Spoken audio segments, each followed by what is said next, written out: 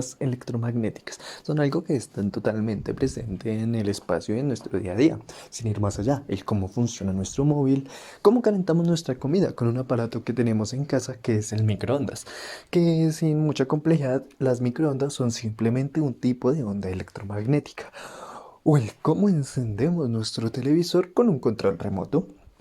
Las ondas electromagnéticas están presentes dado a que en el espacio existe algo a lo cual le llamamos campo electromagnético, lo cual lo podemos subdividir en dos campos, el campo eléctrico y el campo magnético. El campo eléctrico te va a decir qué tan fuerte va a salir una carga positiva que si tú ves en este campo, y el campo magnético, el cómo se va a orientar un imán que si tú ves en este mismo campo. Estos dos campos son perpendiculares entre sí y así se van a generar las ondas electromagnéticas, las cuales, a diferencia de cualquier otro tipo de onda, tienen una característica muy peculiar y es que no necesitan como tal un material para propagarse. Estas ondas se pueden propagar en el vacío, así generando energía o bueno, transportando energía de un punto del espacio a otro. Y en esta ocasión vamos a ver justamente eso, cómo a través de las leyes de Maxwell se puede dar a ver ciertas características de las ondas electromagnéticas, como su rapidez, que se adelanta desde un inicio, es la rapidez de la luz. Primero vamos a iniciar por la ley de Faraday y mostrar la relación entre campo eléctrico y campo magnético. Inicialmente tenemos que saber que el campo eléctrico y el campo magnético se encuentran de manera perpendicular.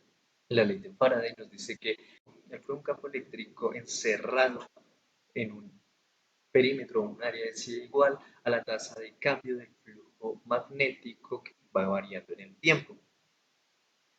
Primero para ello vamos a trabajar sobre este rectángulo, el GHEF, para poder trabajar la ley de Faraday. Inicialmente vamos a ver que solamente el de N es prácticamente perpendicular al campo eléctrico en todos los sentidos, excepto en el sentido GH. Por consecuente, y este va en su sentido contrario, vamos a ver que esta parte de acá, esta integral de acá, nos va a quedar como al sentido contrario del campo eléctrico por la altura A de dicho rectángulo.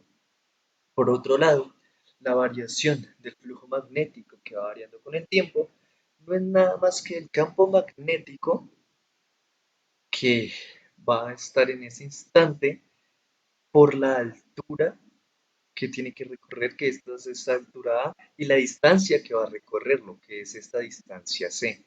Si tomamos estos dos resultados inmediatos que podemos ver desde nuestro rectángulo, podremos obtener una relación entre el campo eléctrico y el campo magnético, por lo cual si despejamos para el campo eléctrico, vamos a despejarla, entonces se nos va a cancelar y multiplicamos a ambos miembros por -1, vamos a tener que el campo eléctrico va a ser igual al campo magnético por la distancia c que recorre.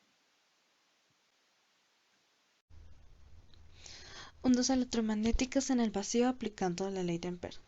Entonces, como podemos observar, la primera ecuación hace referencia a lo que es la ley de Ampère, que es cuando no hay una corriente de conducción.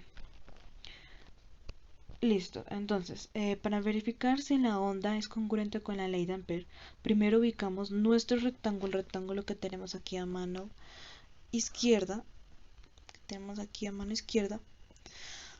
lo ubicamos en el plano XZ y tomamos el área vectorial en la dirección más y, como podemos ver en la imagen que está a mano derecha, que está acá en esta zona. Listo. Entonces,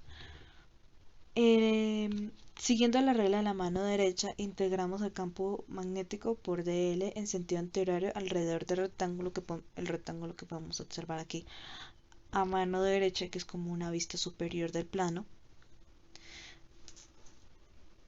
Y con eso ya podemos observar que el campo magnético en los segmentos EF, FG y HE, el campo magnético pues es cero.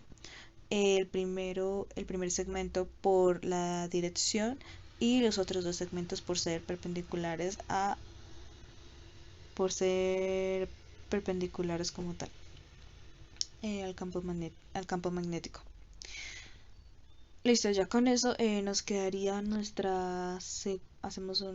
daría que la integración del campo magnético por dl va a ser igual a BA siendo la magnitud del campo magnético y A siendo ¿cómo decirlo? Como la distancia entre H y G, que fue el único segmento que en realidad se estaba atribuyendo a la ecuación como tal.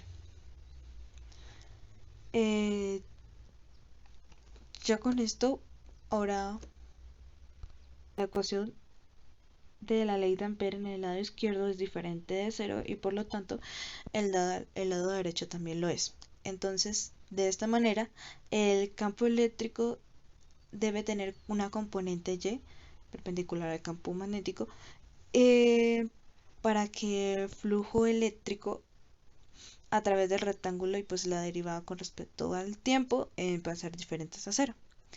Entonces, pues en un intervalo de t, como podemos observar en la imagen de la mano derecha aquí en la zona inferior, esta va a ser igual a c siendo la velocidad de la luz, la constante de la velocidad de la luz por dt. Y esto nos muestra que el flujo eléctrico a través del rectángulo se incrementa en el diferencial del flujo eléctrico. Entonces esto va a ser igual a la magnitud del campo eléctrico por A por C de T. Entonces teniendo en cuenta que A es la distancia que antes habíamos mencionado entre el punto H y G del rectángulo que hemos propuesto para poder hacer la verificación.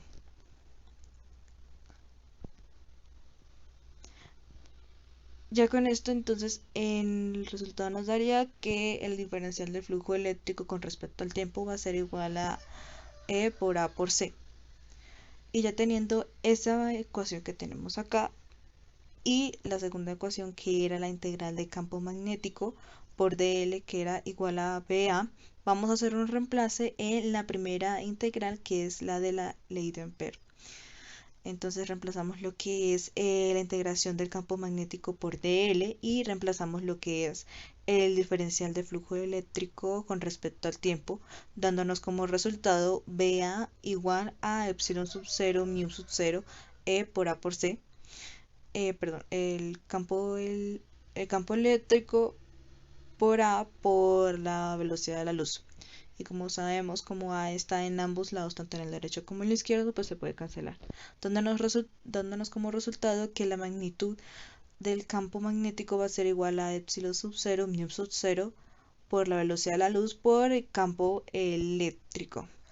Entonces aquí nos da como resultado pues la onda electromagnética en el vacío aplicando la ley de Ampère.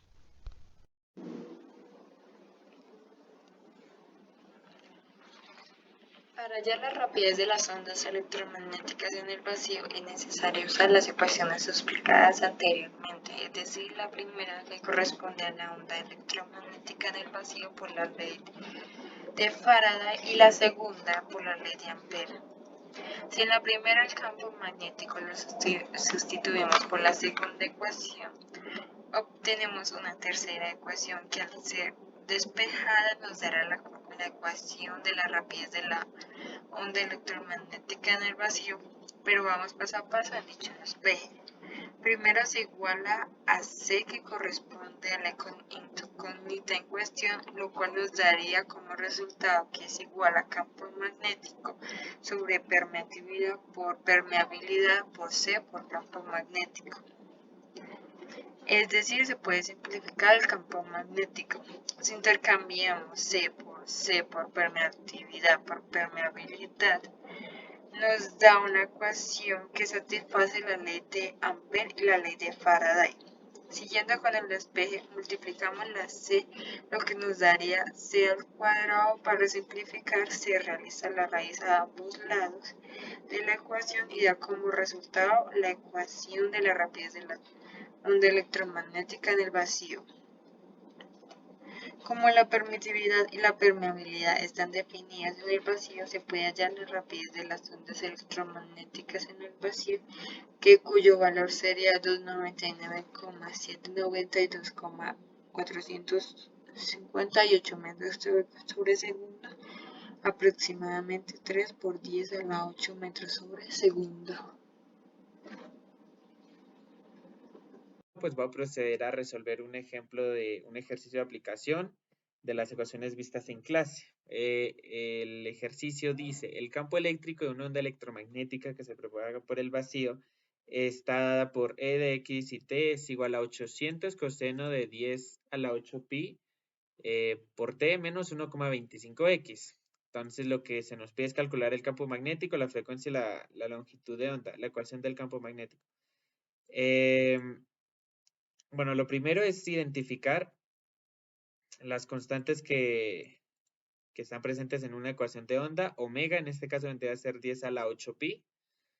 K, que es el número de onda, es 1,25. Acá aparece. Y bueno, phi es igual a 0. No tenemos ningún desfase. Aquí aparecen la forma de cómo vendrían a ser las ecuaciones de onda.